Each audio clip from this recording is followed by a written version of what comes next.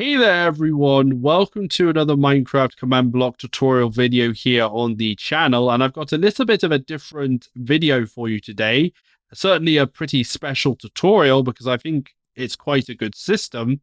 As you can see, I've currently got a flashing diamond above my head right here. And the idea is that I've made a diamond ore detector in Minecraft using command blocks. So as you can see, I'm only using 4 command blocks with a timing circuit right here. But the idea is that if we end up above diamond ore blocks, like so, or we end up on deep slate diamond ore blocks, you can see that the detector will put a diamond display above our heads, like so. And it's a pretty cool little system, and it basically checks the entire block area. So what it will do is it will check a current block coordinates, like this block right here, and it will check the entire column. So it'll go all the way up and all the way down in that block coordinate. So that's essentially how it works. And as you can see here, I have a row of mixed diamond ore blocks, and as you can see, these all work fine, even though they are different diamond ore blocks. Now, essentially how this actually works is within this little system here is that we're using something called item displays in Minecraft. So getting this diamond to display like this is using an item display entity. So we are spawning a diamond item display entity above our heads, and then we're then removing it so that the whole system can reset. And this was added somewhat recently in the game. I think it was Minecraft 1.19.4, but that's how we're getting this effect to work. Now, just very briefly, I'm just going to walk through what the command blocks are actually doing. Now, the timing circuit, what I'm using is I'm using a comparator clock with a lever in subtraction mode, like this.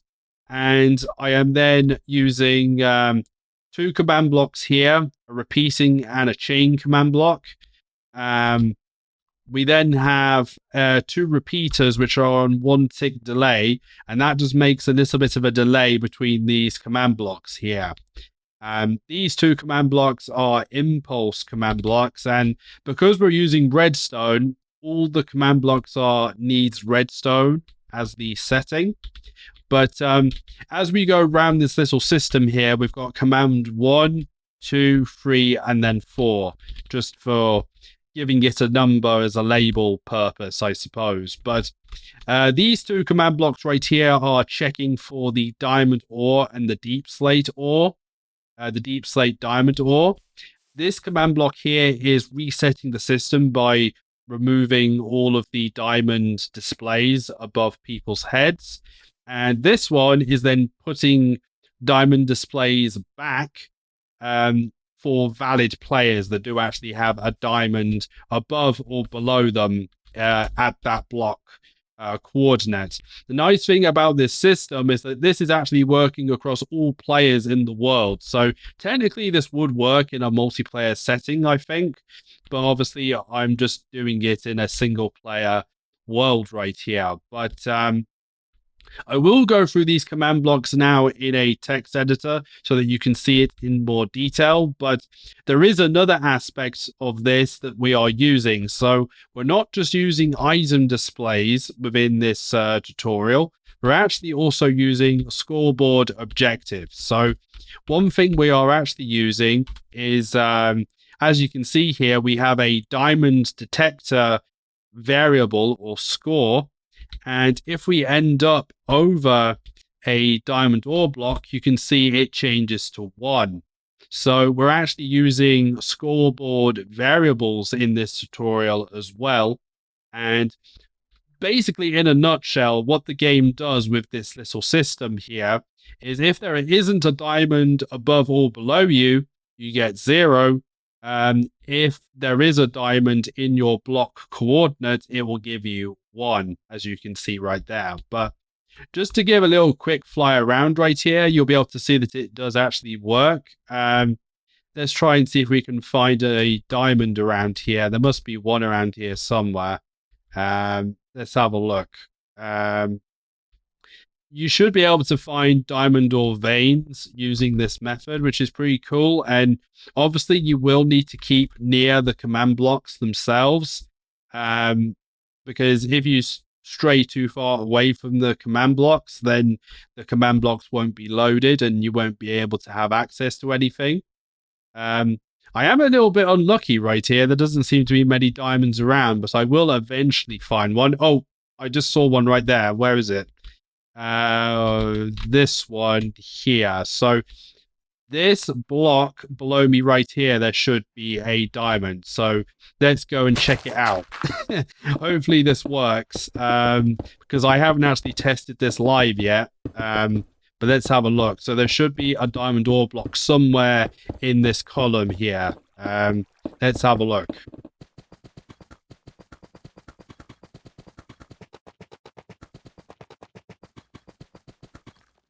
And there it is, everyone. So the detector does indeed work, and it's a pretty cool little system. Actually, this deep slate was really deep down in the world, as you can see. But I'm now going to get into showing you the commands in the text editor so that I can explain to you how this is actually working. All right, everyone, we're now inside the text editor right here. And just before we get into these 4 commands right here, this command is also very important. This is what you need to use in order to add a scoreboard objective or variable to your game. So this is what we're going to be using to track the diamond detection for each player. So this is just going to be a scoreboard variable called diamond detector. And it's going to be a dummy variable, which means that it's just a integer number and just a number score. And that's what we're going to be using for all of these commands here. So these first 2 commands are what are checking for the diamond ore blocks. So the first one is checking for normal diamond ore, and the next one is for the deep slate ore. Both of them are using a /execute as at A at S. So what this is doing is it's finding all players in the game or nearby that it can find. And then for each individual player in that group, it's going to run this command that is actually set. And then what it's going to be doing is going to store success. So what that means is that it's going to store a score if the following command is successful. So it's going to score for each individual player using the diamond detector scoreboard variable. It's going to run a clone command. And what ends up happening is it basically clones your particular column of blocks that you are actually at. So it goes from Y level -63 all the way up to 319. And when it does that, it will then clone it to the same area that you're at. And what it will then do is it will filter out the diamond ore block. Okay, and it will force that. So what it will do is it's basically just only cloning the diamond ore blocks pretty much. And if it finds any diamond ore blocks in this cloning, it will then be counted as a success, and then the diamond detector score will get set. So hopefully that makes sense, and that is why this cloning is useful in this case. Now, the next one, as I say, is doing the deep slate ore, but this one is ever so slightly different. This one only checks if the diamond detector has not been triggered before. And the way that we're doing that is, as you can see here, the @A selector for this command is slightly different. So we are checking if we're checking for all players that don't have the diamond detector set already. So basically, these players that it will then select here are players that haven't found a normal diamond ore block, essentially. And then apart from that, the rest of the command is exactly the same. It's storing the diamond ore detector or the diamond detector score, and it's also checking the deep slate diamond ore. So again, very, very similar. The next one is pretty straightforward. The command free. This is just removing the diamond displays. So this tag will become important in just a moment here. So all this will be doing is basically destroying the item displays with this given tag. The next one right here at the end is another execute command, but this one is checking for any players that have a diamond detector score of 1 or more. So that's what this 1 ... stands for. And for each player that it finds at S, it then runs a summon command, and it summons a item display above our head. So it does it 3 blocks above us, which is why it's a little bit above the player avatar.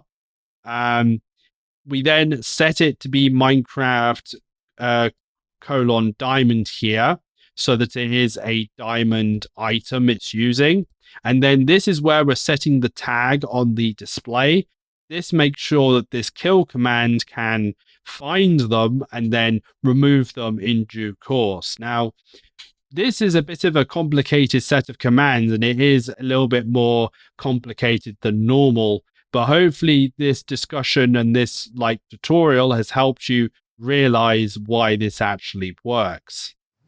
All right, everyone. Thank you for watching this command block tutorial video. Hopefully it was useful and was interesting and gave you something that maybe you've not seen before on YouTube. But if you did enjoy the video and liked it, then a like and subscribe on the video would be very much appreciated. And make sure you hit the notification bell to stay notified of any future videos here on the channel. If you want to follow my Twitter, it's on screen or in the description. But thank you for watching. Have fun with these command blocks here, and hopefully you can get it working. And yeah, have fun, everyone. Stay happy and healthy as always, and bye-bye.